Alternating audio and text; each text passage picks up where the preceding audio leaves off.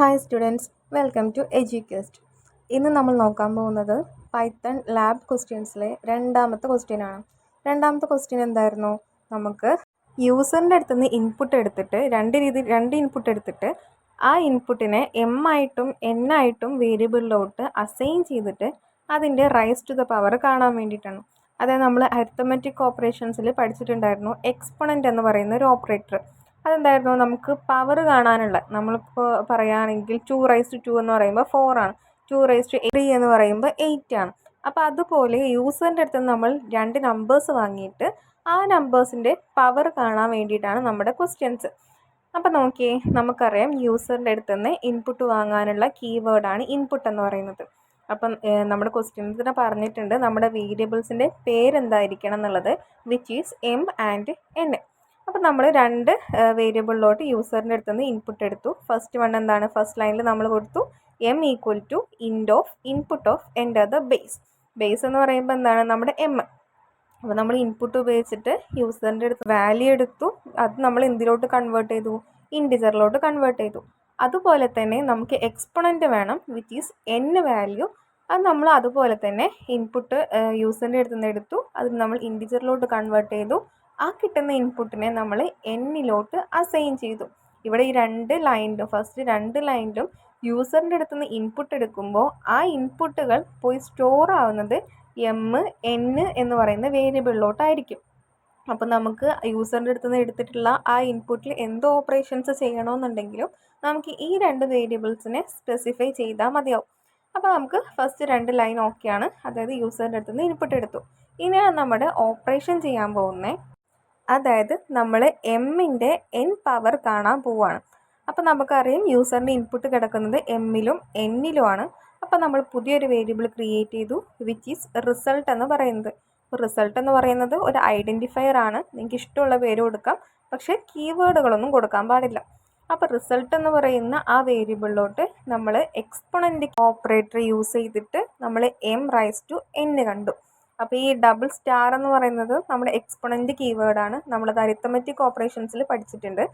അപ്പോൾ അങ്ങനെ നമുക്ക് ആ raise to the power result എന്ന് പറയുന്ന വേരിയബിളിലോട്ട് സ്റ്റോർ ആയി. ഇനി നമുക്ക് എന്ത് ചെയ്താൽ മതി? ഈ റിസൾട്ടിനെ പ്രിൻ്റ് ചെയ്താൽ മതി. അപ്പോൾ നമുക്ക് ഔട്ട്പുട്ടായിട്ട് എന്താണ് എം, എന്താണ് എൻ, അതിൻ്റെ പവർ എന്താണെന്നുള്ളത് നമുക്ക് കാണാൻ പറ്റും. അപ്പോൾ ആ പ്രിൻറ്റിനകത്ത് നോക്കിയാൽ ലാസ്റ്റ് ലൈനിൽ നമ്മൾ എം കോമ ഡബിൾ കോഡ്സിനകത്ത് raise to the power double quote close ചെയ്തു, കോമ എൻ കോമ ഡബിൾ കോട്ടിനകത്ത് ഈസ് ഡബിൾ കോട്ട് ക്ലോസ് ചെയ്തു, എഗെയിൻ കോമ ഇട്ടിട്ട് റിസൾട്ട് കൊടുത്തു. നിങ്ങൾ ഈ പൈത്തൺ ചെയ്യുന്ന സമയത്ത് നിങ്ങൾക്ക് കണ്ടാൽ തന്നെ മനസ്സിലാവും. ഇപ്പോൾ ഇതിൽ നോക്കിയേ, ഗ്രീൻ കളറിൽ കാണുന്നതെല്ലാം ഔട്ട്പുട്ട് കിട്ടുന്ന സമയത്ത് അതുപോലെ പ്രിൻ്റ് ചെയ്ത് വരുന്നതായിരിക്കും. ബാക്കിയുള്ള കളേഴ്സ് നോക്കിയേ, ഇൻറ്റ്, ഇൻപുട്ട്, പ്രിൻ്റ്, ഇതെല്ലാം എന്തായിരിക്കും? പൈത്തണിനകത്തുള്ള റിസർവ്ഡ് കീവേഡുകളായിരിക്കും. ബാക്കി നോക്കിയേ, എം, എൻ, റിസൾട്ട്, ഇതെല്ലാം ബ്ലാക്ക് കളറിലാണ് വന്നേക്കുന്നത്. അതായത് ഇതിനെല്ലാത്തിനും ഓരോ വാല്യൂസ് ആയിരിക്കും അതിനകത്ത് സ്റ്റോർ ചെയ്തിട്ടുണ്ടായിരിക്കുക. അപ്പോൾ ആ പ്രിൻറ്റ് സ്റ്റേറ്റ്മെൻറ്റിനകത്ത് നോക്കിയേ, നമ്മൾ സ്റ്റാർട്ടിങ്ങിൽ തന്നെ ഡബിൾ കോഡ്സ് ഒന്നും ഇല്ലാതെ എം എന്ന് പറഞ്ഞു കൊടുത്തു. അപ്പോൾ പ്രിൻ്റ് ചെയ്യുന്ന സമയത്ത് എങ്ങനെ വരും?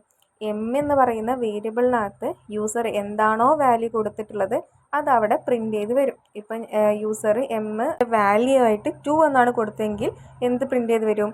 2 റേസ് ടു ദ പവർ എന്ന് വരും. അതുപോലെ തന്നെ എന്നിൻ്റെ സ്ഥാനത്ത് എന്ത് വരും? എന്നിനകത്ത് ഏത് വാല്യൂ ആണോ സ്റ്റോർ ചെയ്തിട്ടുള്ളത് അതവിടെ പ്രിൻ്റ് ചെയ്ത് വരും. അതുപോലെ ലാസ്റ്റ് റിസൾട്ട് എന്ന് പറഞ്ഞ സ്ഥലത്ത് എന്ത് വരും? എം റൈസ് ടു എന്നിൻ്റെ റിസൾട്ടും അവിടെ പ്രിൻ്റ് ചെയ്ത് വരും.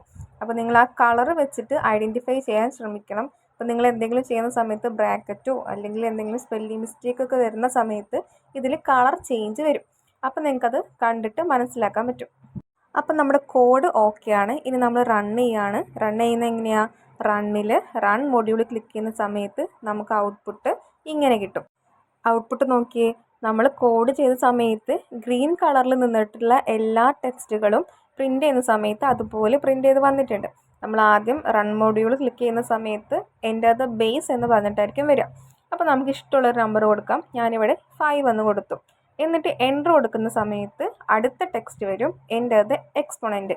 ഈ enter the base, enter the exponent എന്നൊക്കെ പറയുന്നത് നമ്മൾ യൂസറിൻ്റെ അടുത്ത് നിന്ന് ഇൻപുട്ട് എടുത്ത സമയത്ത് ഡബിൾ കോഡിനകത്ത് കൊടുത്തേക്കുന്നതാണ്. അപ്പം ഞാൻ എക്സ്പൊണൻ്റ് ആയിട്ട് 4 എന്ന് പറയുന്ന വാല്യൂവും കൊടുത്തു. നിങ്ങൾക്ക് ഇഷ്ടമുള്ള വാല്യൂ കൊടുക്കാം. ഞാനിവിടെ ഇപ്പോൾ 4 കൊടുത്തു. എന്നിട്ട് എൻ്റർ ചെയ്യുന്ന സമയത്ത് എന്ത് സംഭവിച്ചു? നമ്മൾ കോഡിനകത്ത് പ്രിൻറ്റ് സ്റ്റേറ്റ്മെൻറ്റിനകത്ത് കൊടുത്തിട്ടുള്ള കോഡാണ് അവിടെ വർക്കായത്. അതായത് നമ്മൾ അവിടെ എന്താ കൊടുത്തേ? M comma raise to the power comma N comma result ആയിരുന്നു കൊടുത്തത്. അപ്പോൾ അവിടെ എമ്മിന് പകരം 5 എന്ന് പറയുന്ന വാല്യൂ വന്നു, എന്നിന് പകരം 4 എന്ന് പറയുന്ന വാല്യൂ വന്നു, റിസൾട്ടിന് പകരം എന്ത് വന്നു? 5 റൈസ് ടു ദ പവർ 4ൻ്റെ റിസൾട്ടും കിട്ടി, വിച്ച് ഈസ് 625.